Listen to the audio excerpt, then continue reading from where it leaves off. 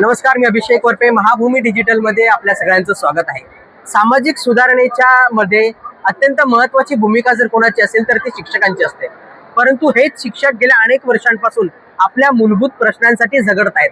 आणि शिक्षक जेव्हा आपल्या प्रश्नांसाठी झगडत असतात, न्याय मागणीसाठी झगडत असतात, तर त्यांचा आवाज म्हणून संघटना पुढे येते. आणि त्यापैकीच एक संघटना असलेली शिक्षक भारतीचे संस्थापक अध्यक्ष कपिल पाटील सर माजी आमदार सुद्धा आहेत. त्यांच्याशी आपण बोलूया. सर, आज बुलढाण्याच्या शेगावमध्ये हा जिल्हास्तरीय अधिवेशन ठेवण्यात आलेलं होतं. काय नेमकं नियोजन प्रयोजन होतं आणि कोणते महत्त्वाचे ठराव आपण या ठिकाणी मांडले? अमरावती शिक्षक मतदारसंघाचं वैशिष्ट्य असं आहे की भारतीय संविधान सभेमध्ये जेव्हा शिक्षक मतदारसंघाची मागणी केली गेली आणि तसा प्रस्ताव डॉक्टर बाबासाहेब आंबेडकरांनी मांडला, त्याला खूप विरोध झाला.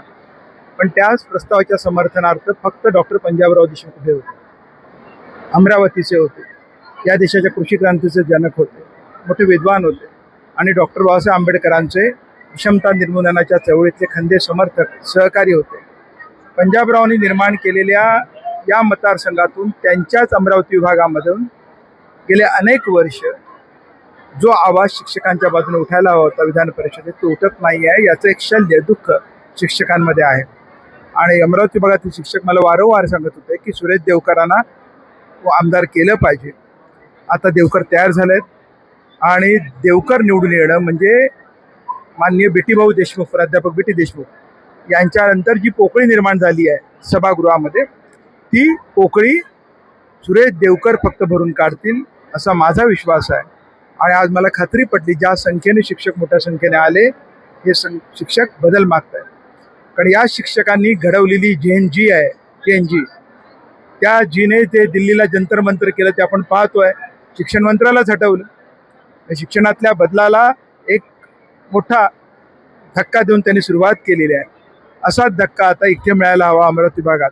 कारण मी विधान परिषदेतून निवृत्ती घेतली आणि लढायचं नाही ठरवलं, कारण शिक्षक रिटायर होतो म्हणून मी ठरवलं की आपण रिटायर झालं पाहिजे 3 टर्म नंतर. पण आता शिक्षक म्हणतात जागा मोकळी आहे आणि आवाज उठत नाही आहे. ती उणीव सुरेश देवकर भरून काढतील. सुरेश देवकर शिक्षक होते, कमिटेड शिक्षक होते. त्यांनी स्वकर्तृत्वाने सहकारी चळवळीत मोठं काम केलेलं आहे. धडाकेबाज माणूस आहे, सत्यशोधक विचारांचा आहे. आणि बुलढाणा जिल्हा हा जसा मा जिजाऊंचा जिल्हा आहे, तसंच हा ताराबाई शिंदेंचा पण जिल्हा आहे, जिथे पंढरीनाथ पाटलांचा जिल्हा आहे, अमृतकरांचा जिल्हा आहे, पंजाबराव देशमुखांचे पाय इथे लागलेले आहेत. त्यामुळे या जिल्ह्यातून त्या सत्यशोधकी विचारांचा आमदार, ज्या वेळेला महात्मा फुलेंच्या जन्माची 2 शताब्दी आपण साजरी करत असू, त्यावेळेला निवडून गेला पाहिजे अशी माझी इच्छा आहे. आणि ती पूर्ण करतील याची मला खात्री आहे. तिथले शिक्षक, मी त्या शिक्षकांचा आभारी आहे, ऋणी आहे. सरांनी आता भाषणातून सांगितलं की अपक्षपणे त्यांनी ही निवडणूक समोरे जाणार आहेत आणि पक्ष असताना काही बंधने असतात. कसं बघता एकंदरीत या समीकरणाकडे? अपक्ष पद्धतीने जर निवडणूक लढली तर काय फायदे होऊ शकतात? ते अपक्ष नाही आहे, शिक्षकांच्या पक्षाच्या बाजूने आहेत, सत्यशोधक समतेच्या पक्षाच्या बाजूने आहेत. आणि समतेचं राजकारण, शिक्षकांचं राजकारण करणारा माणूस तिथे पाहिजे. विरोध कोणाला आहे, अडचण कोणाची येते, ती प्रस्थापित पक्षांचे. हे पक्ष इकडचे असोत किंवा तिकडचे असोत, ते सत्ताधारी असोत नसोत, आपल्या प्रस्थापित पक्षांचा चेहरा ठरलेला आहे. आणि हे प्रस्थापित पक्ष शिक्षणामधले जे बदल आवश्यक आहेत हे बदल घडू देत नाहीत.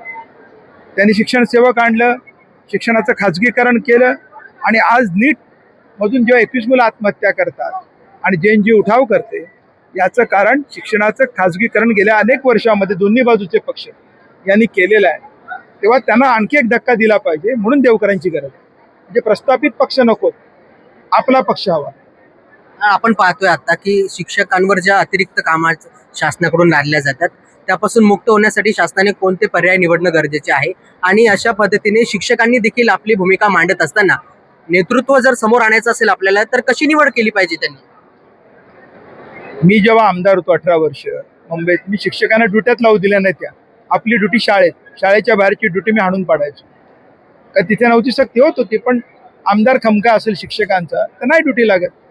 आता राज्यातल्या सगळ्या शिक्षकांना जर दिलासा द्यायचा असेल आणि त्यांनी शिक्षण करायचं असेल, अध्यापन करायचं असेल, मुलांना गरिबाच्या शिकवायचं असेल, तर त्यांना शिकवू दिलं पाहिजे. त्यांना शिक्षणेतर अध्यापनेतर इतर कोणतीही कामं देता कामा नाहीत.